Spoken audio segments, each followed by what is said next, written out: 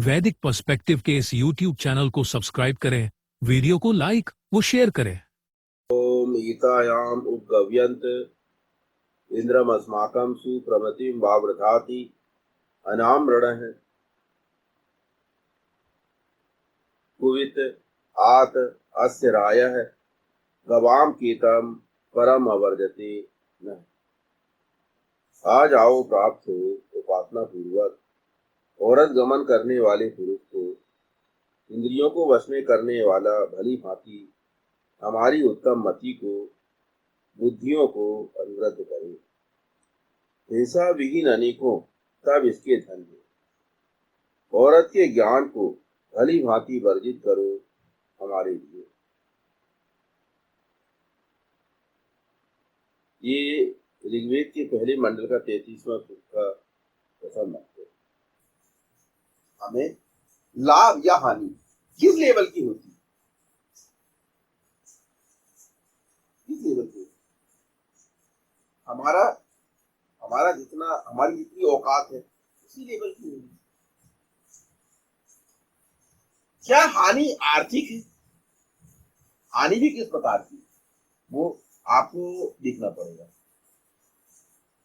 अधिकांश मामलों में हम जहां सच नहीं बोलते वहां हानि कोई आर्थिक नहीं होती, वहां हानि होती है मान सम्मान। और फिर भी हम लोग बोलते हैं। तो हम अपनी इमेज अच्छी बनाने के चक्कर में जो झूठ बोल रहे हैं, उससे हमारी इमेज बुरी बन रही है। ऐसे ही छोटे छोटे बहुत सारी गलतियां, छोटे छोटे काम, छोटे छोटे व्यवहार, जैसे आपको कोई बड़ा लाभ नहीं होने वाला है, हम वो घर विरुद्ध करते अनावश्यक रूप से। ये क्या है? ये हमारी आदत पड़ गई। जो क्योंकि सच्चाई का व्यवहार हम अपने जीवन में अपना नहीं पाते। इससे जो आपको नैतिक बल मिलेगा, जो ब्राह्म बल मिलेगा, वो आपके बहुत जगह आपको सुरक्षा प्रदान करेगा।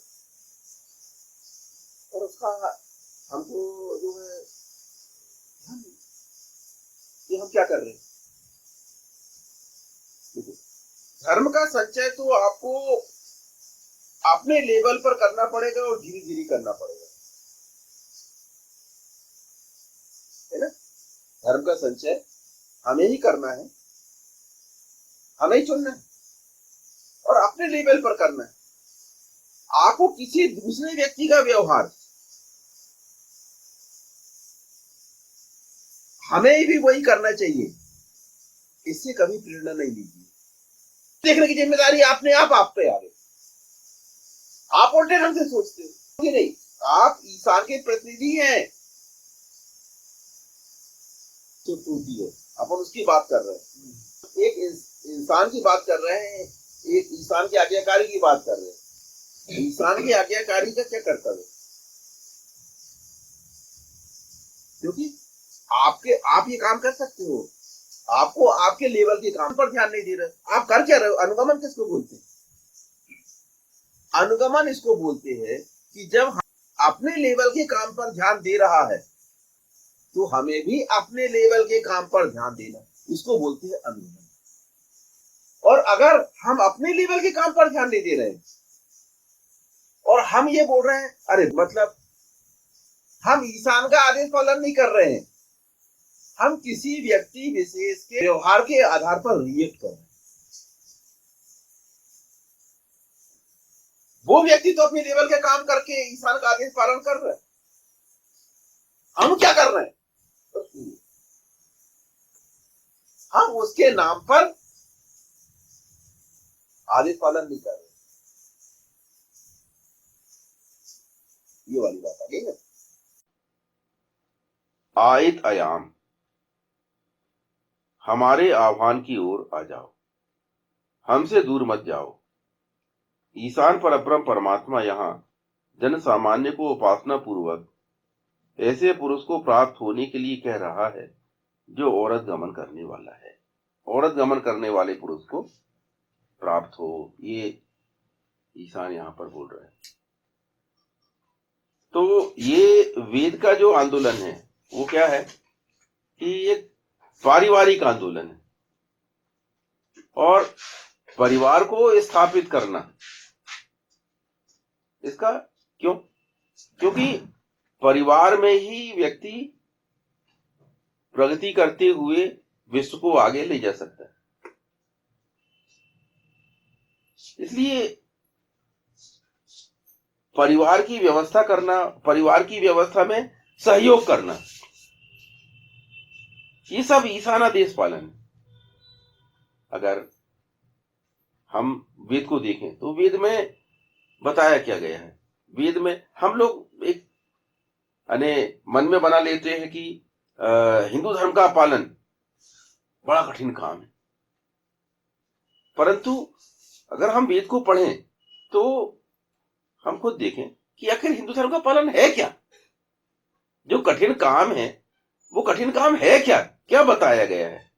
आप पूरे वेद को पढ़ जाइए, आपको कोई कठिन काम इसमें करने के लिए बोले ही नहीं है। पूरे वेद को पढ़ लीजिए, पूरे वेद में आपको जो कुछ भी मिलेगा वो क्या मिलेगा,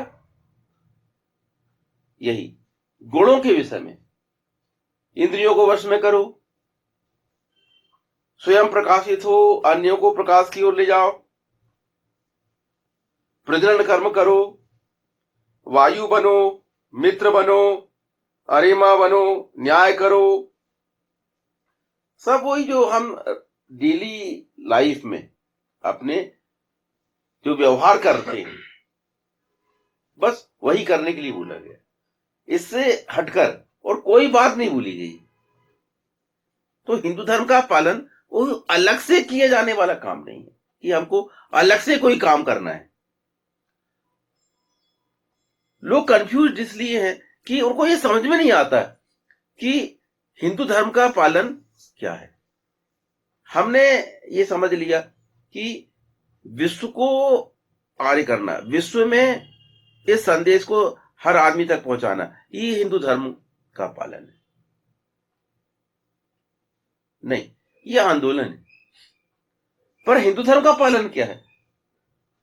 हिंदू धर्म का पालन है वेद की व्यवस्था को अपने जीवन में मानना, स्थापित करना।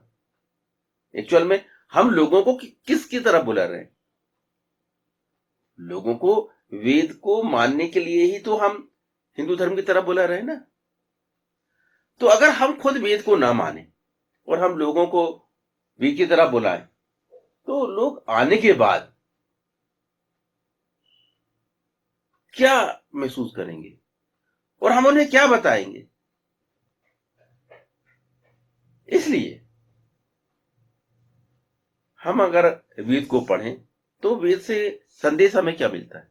वेद से संदेश हमें यह मिलता है कि हमको जीवन में जो व्यवहार करने हैं, वे व्यवहार हम वेद सम्मत करेंगे।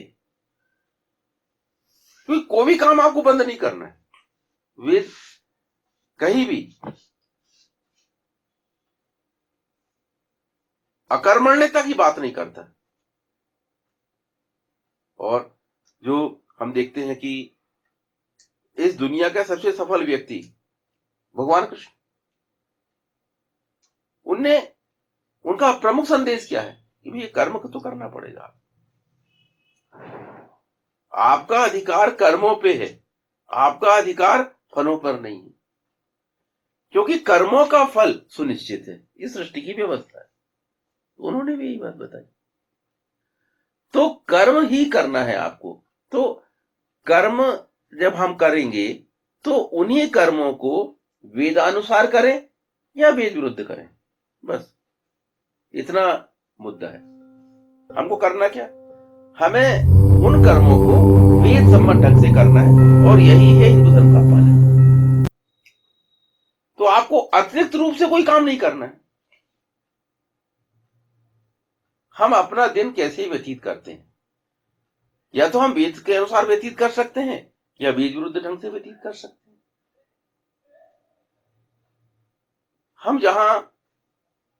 हम जो कोई सर्विस करते हैं, हम कोई व्यापार करते हैं, तो वहां हम दिन कैसे व्यतीत करते हैं, हम कितने लोगों के संपर्क में आते हैं, हमारे सामने हमारी सर्विस में हमारे क्या काम हमें सौंपा गया है, क्या काम हमें अलॉट किया गया है, हम उसको किस ढंग से करते हैं, वेद सम्मत ढंग से करते हैं कि वेद विरुद्ध ढंग से करते हैं।